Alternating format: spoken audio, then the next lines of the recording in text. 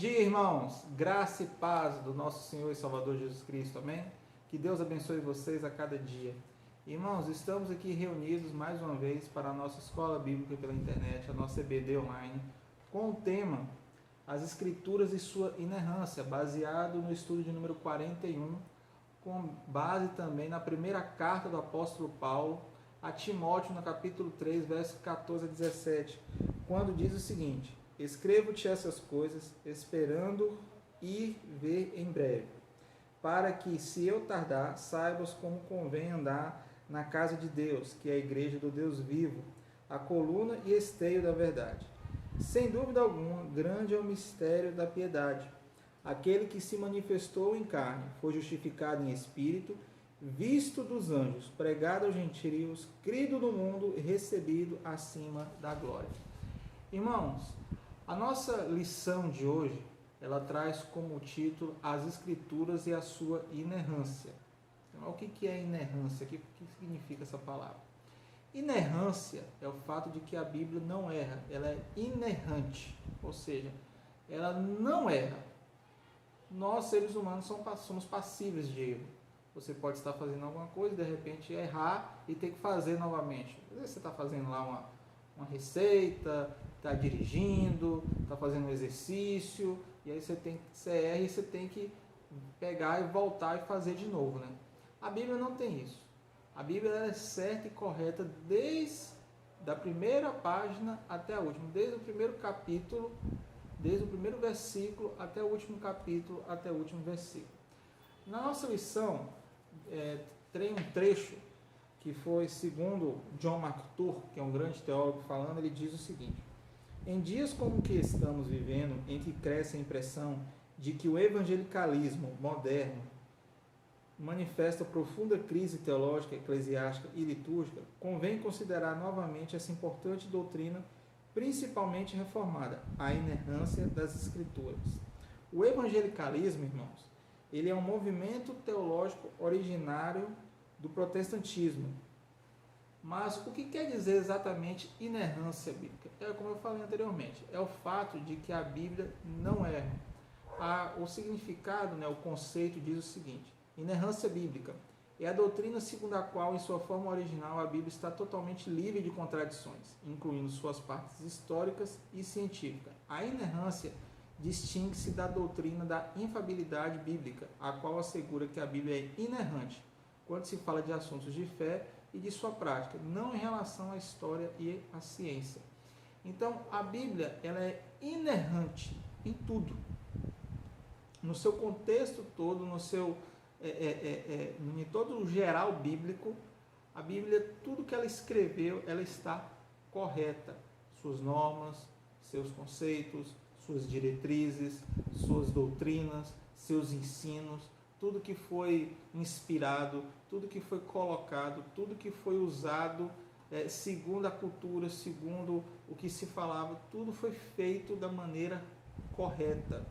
Deus, ele foi minucioso, ele foi cuidadoso. O Espírito Santo, ele soube inspirar, e ele inspirou de uma maneira muito particular cada um dos autores, e cada um dos autores bíblicos, que até hoje nós não sabemos se são 39 ou 40, pode ser 39 se você atribui a carta dos Hebreus ao apóstolo Paulo, ou senão você pode colocar 40 como sendo um outro autor. Mas o fato é que a Bíblia está correta em tudo que diz. Mas pastor, eu li lá no livro de Gênesis que quando Deus ele se arrepende de ter criado um homem, então ele decide destruir tudo, e se uma pessoa se arrepende é porque ela fez algo errado. Então, se ela fez algo errado, então porque ela errou. Se ela errou, ela cometeu um equívoco, e quem é perfeito não erra. Sim, existe esse versículo na Bíblia. Mas quando está lá em Gênesis que fala que Deus ele se arrependeu, no original está dizendo o seguinte: Deus se entristeceu. Então, quando nós formos estudar a Bíblia como ela deve ser estudada, nós temos que ir a fundo no que ela está dizendo.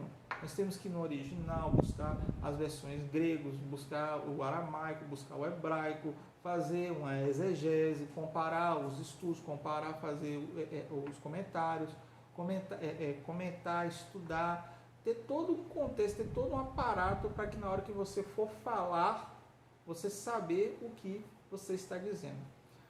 Os pastores, digamos assim, os pastores reformados, os pastores que buscam ensinar a Bíblia da maneira correta, né? Não pastores que às vezes se preocupam muito com o espiritual e esquecem da base intelectual. Não que está errado você esquecer o espiritual, muito pelo contrário, mas nós temos que buscar estudar a Bíblia da maneira como a Bíblia foi escrita, no seu original, no seu contexto, ver o porquê disso, o porquê daquilo, ver quem escreveu, o que ele quis dizer quando ele escreveu, o que a Bíblia fala a respeito disso. Então, tudo tem um porquê e tudo tem um pra quê na Bíblia. Os inerrantistas, que são as pessoas que se baseiam em que a Bíblia realmente ela é inerrante, ela se baseia que a Bíblia ela está sendo literal nas suas palavras. Mas se a Bíblia pressupõe que ela é inerrante, ela é a única forma da palavra de Deus, então isso implica que a Bíblia é totalmente confiável em matéria de fé e comportamento. Irmãos, nós vamos estudar agora o primeiro tópico da nossa lição, que é a formação das Escrituras. Bom, o Antigo Testamento foi escrito por pelo menos por vários escritores e com um único autor que foi Deus, né? Nós podemos dizer que foram um autor. O Antigo e o Novo Testamento, como eu falei anteriormente, ele tem em média de 39 a 40 autores, e ele foi composto por aproximadamente, irmãos, 1.400 anos de história para que as escrituras pudessem ser escritas, ou seja, desde a primeira letra até a última, ocorreu um período aí de 1.400 anos de história. O mais incrível, o mais interessante, o mais maravilhoso que você vê na história bíblica, de todo o contexto bíblico, quando você lê a Bíblia, é que a Bíblia ela tem somente uma linha de pensamento, ela tem somente uma base, ela tem somente um ideal, ela tem somente uma única ideia, uma única mensagem, desde Gênesis até Apocalipse. Ao longo de 1.400 anos de história, ao longo de 39 a 40 autores, ao longo de características diferentes, culturas diferentes, períodos diferentes, momentos diferentes, a Bíblia traz somente um conceito para nós. Se você for brincar daquela brincadeira de telefone sem fio, né? Aí você tem lá uma série de crianças, uma série de pessoas brincando, e aí o primeiro está aqui, passa a mensagem para o segundo que está aqui, para o terceiro, para o quarto, para o quinto, não sei o que, aí vai chegando. Quando chega aqui, aquilo que você falou inicialmente já deturpou todinho no caminho todo. A Bíblia não tem isso. A Bíblia é a mesma desde o Gênesis até o Apocalipse, trazendo sempre a mesma mensagem. Então, a formação das Escrituras Sagradas, elas foram formadas de uma maneira muito especial. Não é como um autor qualquer. Quando você lê o Pentateuco, que foi escrito por Moisés, e você vai avaliar um pouco a vida de Moisés, quem foi Moisés? Moisés, ele estudou no palácio. Ele, com certeza, falava hebraico, falava egípcio, né? Ele sabia a língua dos escravos, sabia egípcio, que era a língua que falavam no Egito. Então, ele falava no mínimo 2 idiomas, no mínimo, podemos dizer assim. Ele tinha o estudo de toda a cultura egípcia, conhecimento nas leis, conhecimento na cultura. Com certeza ele deve ter andado um período no Egito aí para conhecer todo o reino do seu pai. E aí Deus pegou uma pessoa extremamente criteriosa, com um intelecto avançado, com uma cultura avançada, uma pessoa para poder escrever o quê? Os 5 primeiros livros da Bíblia. Aí você vai para o apóstolo Paulo, a mesma coisa. Você vai para Mateus, um cobrador de impostos. Mas também você pega pessoas simples como Pedro, que era um pescador, uma pessoa simples, que sabia também falar 2 idiomas. Naquele período, todos falavam aramaico e grego, devido à cultura grega que havia se inserido antes do nascimento de Jesus, que ela permeou todo o mundo antigo, no final de Malaquias até a chegada de Jesus, lá em Mateus, que nós chamamos de 400 anos de silêncio. aonde o Império Grego ele se sobressaiu nesse período de 400 anos e tendo como seu principal, digamos assim, né, a figura mais importante no todo o contexto do Império Grego, que foi Alexandre o Grande. Então nós temos aí toda uma formação de escrituras feita com uma base que não foi feita de qualquer maneira, mas tinha todo um projeto, tudo esquematizado, né? Como diz assim a juventude, é tudo nos esquemas que Deus resolveu fazer. Então, nós temos uma Bíblia, nós temos que a palavra Bíblia significa livros, e nós temos vários livros e cartas escritos, e eles são divididos em lei, narrativa, história, poesia, sabedoria e profecia, né? Você tem narrativas de histórias que foram contadas, narrativas históricas, você tem poesias quando você lê o livro de Salmos, o livro de Cantares, você tem sabedoria quando você lê Provérbios, profecia quando você lê os profetas, teologia quando você lê as cartas de Paulo, autobiografia de Jesus quando você lê os evangelhos. Então, assim, você tem todo um aparato, toda uma formação, todo um contexto e um conhecimento assim enorme de um conteúdo assim extremamente versátil, extremamente rico, que você pode se deleitar e estudar ele assim em toda a sua vida. E quando você chegar ao final da sua vida, morrer estudando a Bíblia, antes de você morrer, você vai parar, olhar para os céus e falar assim: meu Deus, eu não sei nada. Porque é isso que é o mais interessante. Você lê a Bíblia 5, 7, 10, 20, 30, 40, 50 vezes. Você sempre aprende algo novo. Irmãos, a Bíblia é fantástica. A formação da Escritura, ela foi formada de uma maneira muito especial, de uma maneira muito em um contexto que somente Deus poderia fazer.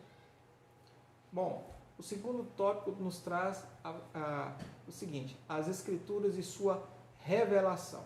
Bom, o que é revelação? Como é que a gente entende, o que a gente entende por revelação? Os mais antigos aí vão lembrar. O que você entende por revelação? Bom, revelação, você está revelando algo, né? Você está mostrando algo. Lembra quando você batia foto na máquina fotográfica, aí você levava lá no estúdio, lá na empresa, aí eles revelavam a foto para você e te davam os negativos? Pois é, mais ou menos aquilo lá, né? Você bateu a foto, a imagem estava lá capturada no filme da máquina, e aí depois você pegava e levava lá na loja, a loja revelava para você e depois você guardava como uma lembrança de tudo aquilo que você passou. Bom, as Escrituras é a revelação de Deus para o homem. Deus se revelou de várias maneiras, e com as Escrituras foi uma dessas maneiras. Porque ali, Deus ele colocou tudo aquilo que nós precisamos. É em todo o contexto bíblico. Olha só, você quer aprender como educar filhos, você lê o livro de Provérbios, você vê as cartas de Paulo aos ensinos de Timóteo e Tito, que são filhos na fé dele. Você quer aprender sobre se relacionar com o seu marido, com a sua esposa, você lê Cantares, você também lê Provérbios, você também lê a carta de Paulo aos Coríntios. Você quer aprender a fazer adoração, você lê Salmos. Você quer ouvir e aprender sobre história, você lê lá os 5 primeiros livros, você lê Crônicas, Reis, 1 e 2 Samuel, livro de Atos dos Apóstolos, assim. Então é muita coisa que tem na Bíblia. E a palavra de Deus nos diz que ela foi revelada porque é o seguinte: Deus quis se revelar ao homem. E ele fez 2 tipos de revelações. Elas foram atestadas por Deus e elas são a revelação firme de Deus. Bom, as Escrituras Sagradas, elas são revelação, ou seja, Deus está se mostrando para nós. A palavra grega que representa a palavra revelação, né, é a palavra theopneutos, né, que Deus se revelou. É a distinção mais comum que nós temos, theopneutos. Bom, os teólogos reformados entendem que existe a revelação geral e a revelação especial. O que é a revelação geral? A revelação geral, ela é geral e ela é revelada para um público de forma em geral. E a revelação especial é a revelação que nos dá o caminho até a salvação. Então a revelação geral é quando Deus quer passar algo para todo mundo, para a humanidade de uma forma geral. E a revelação especial é quando de uma maneira muito particular Deus se revela para a pessoa e faz com que essa pessoa entenda e compreenda o sacrifício de Jesus na cruz do Calvário para que ele possa obter a salvação. E não existe padrão para essa revelação especial. Deus ele tem várias formas de se revelar e de fazer com que as pessoas tenham contato com ele. Bom, o terceiro tópico da nossa lição hoje é o Novo Testamento e a sua autoridade. Bom, o que é autoridade? Autoridade é a capacidade que você tem de você liderar a pessoa, né? E você, por ser uma pessoa, um líder, está na posição de liderança, você exerce essa sua autoridade da maneira correta ou da maneira que você queira fazer, né? Mas o correto é você fazer da maneira correta mesmo. Mas o que isso implica no Novo Testamento? Bom, o Novo Testamento ele traz autoridade. Quando a gente às vezes vê, como eu já vi assim várias vezes na televisão, foi descoberto um novo evangelho, foi descoberto uma nova escrita bíblica, foi descoberta uma nova história que fala sobre Jesus, que Jesus ressuscitou passarinho, que Jesus fez o gato andar, fez o cachorro falar, alguma coisa assim. Irmãos, isso aí é tudo balela, isso aí é tudo conversa, isso é tudo gente querendo tentar vender alguma coisa, porque desde o primeiro século, depois da ascensão de Jesus ao céu, tinha uma porretada de evangelhos. Só que só eu tinha o evangelho segundo Maria Madalena, que é como se ela estivesse contando a história. Você tem o evangelho segundo Pedro, você tinha o evangelho, uns dizem que existia até o evangelho segundo Jesus. Mas, irmãos, tudo que contém no Novo Testamento, tudo que está dentro do Novo Testamento, e a palavra que nós usamos é a palavra cânon. Cânon é a palavra que representa o fato da Bíblia, dos ensinos estarem contidos na Bíblia, né? É o que a gente chama de cânon do Novo Testamento. E a palavra cânon, em grego, ela significa régua, no caso de um padrão, onde as pessoas usavam a régua, uma forma de um padrão para se estabelecer. E essa autoridade que o Novo Testamento ele toma para si, essa autoridade ela foi dada pelo próprio Cristo, pelo próprio Jesus, pelo próprio Deus. E essa autoridade, tanto do Antigo como do Novo, é uma autoridade que ela veio da parte de Deus. E por que ela tem essa autoridade? Ela tem autoridade porque quando nós lemos o que a palavra de Deus nos ensina, nós vemos que ali é uma coisa real. Nós vemos que é um escrito real, nós vemos que é algo que realmente aconteceu, que não é uma história da carochinha, uma fábula de que aparece Jesus conversando com um macaco, ou contando isso, ou contando aquilo. Não, são coisas que realmente aconteceu. Por exemplo, eu vou citar um exemplo aqui. Durante muitos anos, nunca se ouviu falar do Império Hitita. É um império que viveu no mundo antigo, mas que estava na Bíblia. A Bíblia fala do Império Hitita. E muitos historiadores não acreditavam. Muitos historiadores falavam, só a Bíblia para poder falar de um império que nunca existiu. Um certo tempo, em um certo dia, um homem realmente estava escavando, um grupo de arqueólogos estava escavando, e de repente apareceu lá o quê? Marcas, apareceu lá fósseis, apareceu lá descobertas arqueológicas do quê? Do Império Hitita. Então, naquele dia, o homem percebeu que a Bíblia realmente estava certa. E quando você lê todo o contexto bíblico, toda a história bíblica, tudo aquilo que a Bíblia nos ensina, você vê que realmente condiz, tem razão, tem um motivo de acontecer tudo isso, e você vê verdade em tudo aquilo que a Bíblia está falando. Então, o Novo Testamento, ele traz essa autoridade. Primeiro, o Novo Testamento ele traz essa autoridade porque é o Espírito Santo que guia os discípulos nos ensinos das suas verdades. E são eles que constituem a igreja.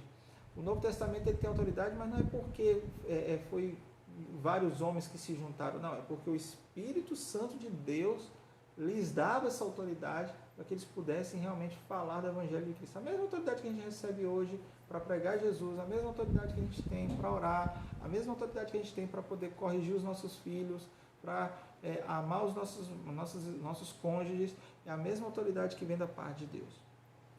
E outra coisa, o Novo Testamento também tem autoridade porque há um cumprimento aclamado no ensino apostólico nos novos escritos. Você vê que é muito real o que a Bíblia nos ensina. É algo que parece que foi escrito muitas vezes para nós. Não tem quando você lê alguma coisa e aí você fala assim, gente, isso aqui parece que está adivinhando a minha vida.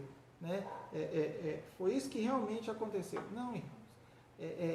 Isso não é uma mera coincidência, não. É o fato de que o que a Bíblia fala, ela incomoda, ela faz com que a gente mude as nossas vidas. Porque é isso que Deus quer. Deus quer que através da palavra de Deus, a palavra dele, nós nos esvaziemos de tudo aquilo que nós pensávamos, de tudo aquilo que vivíamos, de tudo aquilo que achávamos e passamos a viver uma nova vida com Cristo. E aí nós aceitamos toda a autoridade, tudo aquilo que Deus fez pelas nossas vidas. Bom, você pega o Novo Testamento ele é composto basicamente de os 4 evangelhos que falam da vida de Jesus, o livro de Atos dos Apóstolos, que é um livro chamado livro histórico do Novo Testamento. Você tem as chamadas cartas pastorais e cartas pessoais, né? As pastorais e cartas gerais do apóstolo Paulo. Nós temos cartas pastorais como 1 e 2 Timóteo, Tito, que são cartas que Paulo escreve com a ideia de um pastor, mas você tem cartas gerais, como a carta dele aos Romanos, como a carta dele aos Gálatas, aos Filipenses, então algo de uma forma mais geral. E mesmo assim você vê que o apóstolo Paulo sabia o que estava escrevendo, mas ele não estava escrevendo do próprio punho dele, de uma ideia dele, ele estava escrevendo segundo aquilo que a Bíblia ensinava e ensinou para ele. Bom, o livro do Novo Testamento, a parte do Novo Testamento, ela traz autoridade, mas ela também traz e nos ensina sobre a nova aliança que Jesus estabeleceu com a gente na cruz do Calvário. Irmãos, como que é importante o ser humano entender essa questão da morte de Jesus na cruz do Calvário. O Novo Testamento ele nos ensina isso de uma maneira assim, muito clara. E nós precisamos entender que se nós queremos Deus em nossa vida, que nós queremos servir a Deus, nós temos que fazer com que a sua autoridade seja vista em nossas vidas. E para encerrar, eu gostaria de ler para vocês aqui a conclusão dizendo o seguinte: a questão da inerrância bíblica nasceu nos Estados Unidos nos anos de 1970, reeditando a polêmicas do século XIX e da década de 1920. Ao largo da história do cristianismo, teólogos e exegetas cristãos e judeus interpretavam a Bíblia com pressupostos autoridades, veracidades em seu texto e mensagem. Contudo, implicar em historicidade e cientificidade e literalismo de modo uniforme a todos esses textos bíblicos como teste de ortodoxia. Então, e por último, ele foi de fato notável de modo que apenas no final dos 2 séculos podemos falar em legitimar uma doutrina formal da inerrância.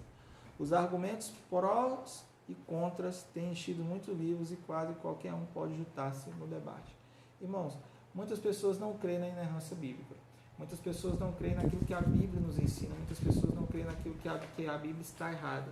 Querem tentar justificar, querem tentar colocar uma diferença, querem tentar fazer algo para poder deturpar a Bíblia. Mas nada disso irá acontecer. A palavra de Deus será conservada por mais 500, 1000, 2000, seja lá o tempo que for. Porque é necessário que isso aconteça. E Deus sempre vai usar pessoas para estar guardando a nossa vida e também guardando a Bíblia e guardando a própria igreja. Que nós temos que entender como que é necessário e aquilo que Deus faz na nossa vida. Irmãos, a Bíblia, ela é a palavra de Deus e ela é inerrante, ou significa, ela não tem erro. Vamos orar para nós encerrarmos? Pai, muito obrigado por tudo que o Senhor tem feito. Eu te louvo por tudo que o Senhor tem realizado. Te peço que em nome de Jesus o Senhor possa nos guardar, nos proteger, nos iluminar e fortalecer as nossas vidas. Obrigado por tudo em nome de Jesus. Amém. Que Deus te abençoe e que Deus te guarde.